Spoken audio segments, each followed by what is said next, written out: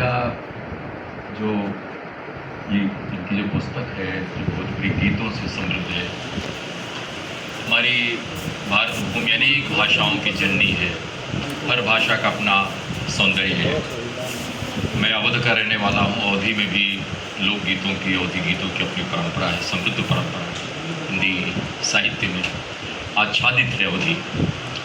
भोजपुरी यहाँ की बोली बानी है। मुझे भी याद है 77 के ज़माने में जब यहाँ जुगानी जी हुआ करते थे आकाशवाणी में, और बहुत स्मार्ट बॉय की तरह साइकिल पर आते थे, एक कार्यक्रम करते थे, युवाणी भी देते थे। कई बार वहाँ आया होंगे।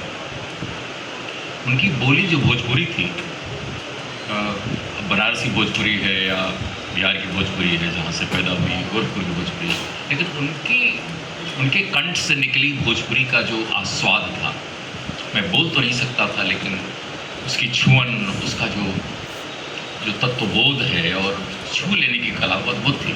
और इनके गीतों को जब पढ़ा, जब केशव जी ने इस भाषा से प्रकाशित किया और बहुत सारे गीतों की उन्होंने चर्चा की, तो मुझे भी मन हुआ कि मैं गा के देखूं। भोजपुरी की क्रिया पर थोड़े से भिन्न है, लेकिन मुझे भी गाने का शौक़ है।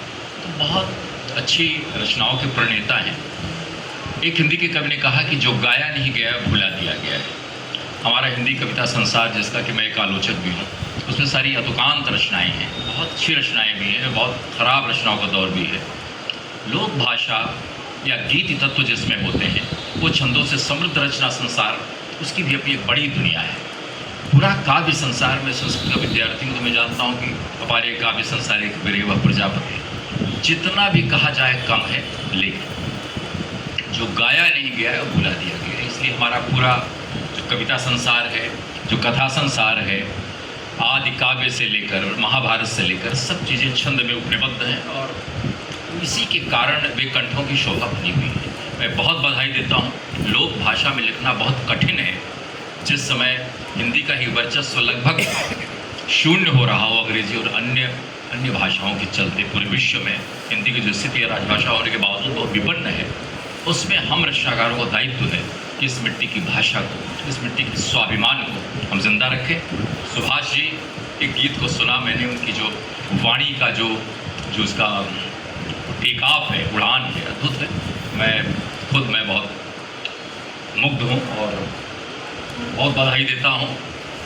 आचार्य द्विवेदी जी ने भी बहुत अच्छी बातें कही और मुकेश जी ने बहुत अच्छी बातें कही, और रामदेव शुक्ल जी की भूमिका तो अद्भुत है। वो पूरा आख्यान है, उसको पढ़कर भोजपुरी के काव्य चिंतन को अच्छी तरह समझा जा सकता है। कविता एक दार्शनिक पृष्ठभूमि से जन्म लेती है, उससे उसका नाता जुड़ता है, लोक की बातें करती, भौतिकता की बातें करती, तो अंततः उसका जो समाहार है, उसकी जो निष्पत्ति है, उसकी जो समाहिति है, वो दर्शन में होती है। और मुझे लगता है कि इन गीतों में, इन कविताओं में एक ऐसा दर्शन है जो जीवन को विपन्नताओं के बावजूद संपृक्त और समृद्ध करता है।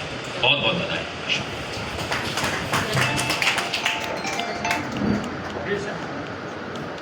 हाँ, ये कवि सम्मेलन भी है, तो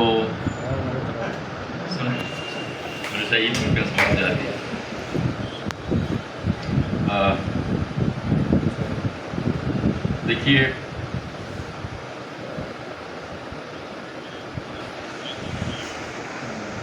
कुछ गज़लों के कुछ शेर और बस। कि जलने का दुख बस दिया जानता है, कोई कब सिया का हिया जानता है। कि जलने का दुख बस दिया जानता है, कोई कब सिया का हिया जानता है। कभी ठीक से वो तो कह भी न पाई, वो जीवन था कैसा जिया जानता है। वो जीवन था कैसा जिया जानता है। अयोध्या की दुल्हन मगर भाग्य कैसा, इसे उसका केवल पिया जानता है, इसे उसका केवल पिया जानता है। और शेर है कि सरयू के जल में है सीता के आंसू, इसे गांव का डाकिया जानता है, इसे गांव का डाकिया जानता है। बदन कैसा कोमल रुई का है फाहा, बदन कैसा कोमल रुई का है फाहा। यह एहसास बस तौलिया जानता है, यह एहसास बस तौलिया जानता है। कहाँ गांव से लड़कियां भाग जाती, इसे गांव का भेड़िया जानता है। गजल कैसे जन्नत का एहसास देती, इसे ठीक से काफिया जानता है। कि जलने का दुख बस दिया जानता है, कोई कब सिया का किया जानता है।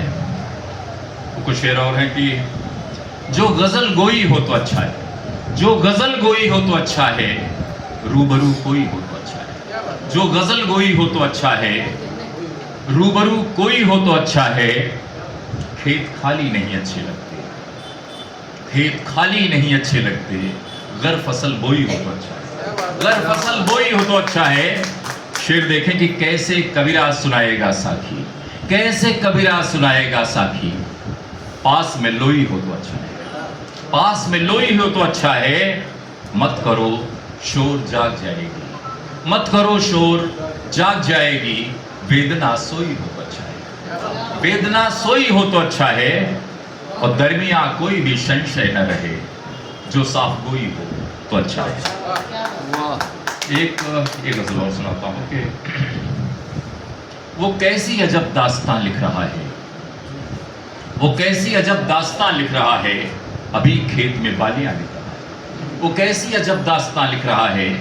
अभी खेत में बालियां लिख रहा है। कभी उसकी महफिल में जाके तो देखो, कभी उसकी महफिल में जाके तो देखो। फिजा में कहीं तितलियां लिख रहा है, फिजा में कहीं तितलियां लिख रहा है। और शेर देखें कि धरा धुल उठी, आसमां भी मगन है। वो नभ में अभी बिजलियां लिख रहा है, वो नभ में अभी बिजलियां लिख रहा है। हुई सांझ लौटेंगे अभी बुखेरू, कोई डाल पर आशियां, कोई डाल पर आशियां लिख रहा है।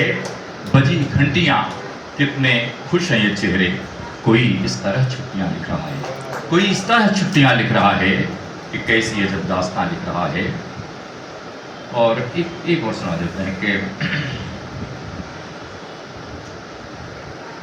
तुम्हारी दिल्लगी भी कम न होगी तो ये दीवानगी भी कम न होगी, तुम्हारी दिल्लगी भी कम न होगी तो ये दीवानगी भी कम न होगी।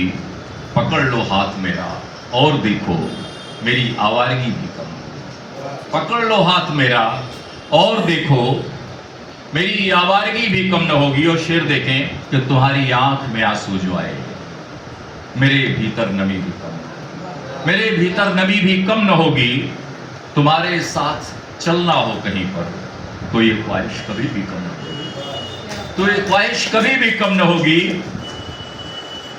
करोगे आचमन गर शुद्ध मन से, करोगे आचमन गर शुद्ध मन से, नवाजिश में नदी भी कम न होगी। तुम्हारी दिल्लगी भी कम न होगी तो ये दीवानगी भी कम न होगी। क्योंकि बहुत कम समय है, एक और सुनाऊंगा बस। चांद को बदलियों ने देख लिया, फूल को तितलियों ने देख लिया। चांद को बदलियों ने देख लिया, फूल को तितलियों ने देख लिया। लाख छुपता रहा मगर उसको आज फिर कनखियों ने देख लिया। लाख छुपता रहा मगर उसको आज फिर कनखियों ने देख लिया। पहली ही वारदात थी उसकी, पहली ही वारदात थी उसकी, पुलिस की वर्दियों ने देख लिया। पहली ही वारदात थी उसकी, पुलिस की वर्दियों ने देख लिया। उसने छुपने की लाख कोशिश की, उसको नाकामियों ने देख लिया। उसने छुपने की लाख कोशिश की, उसको नाकामियों ने देख लिया।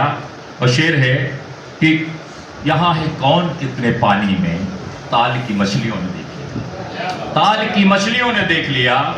प्यार को लाख छिपाया दिल में, दिल की बेताबियों ने देख लिया। प्यार को लाख छिपाया दिल में, दिल की बेताबियों ने देख लिया। उसकी आंखों में कैसा मंजर है, आंख की पुतलियों ने देख लिया। कौन किसको यहाँ नचाता है, आज कठपुतलियों ने, कौन किसको यहाँ नचाता है, आज कठपुतलियों ने देख लिया। फूल को तितलियों ने देख लिया, चांद को बदलियों ने।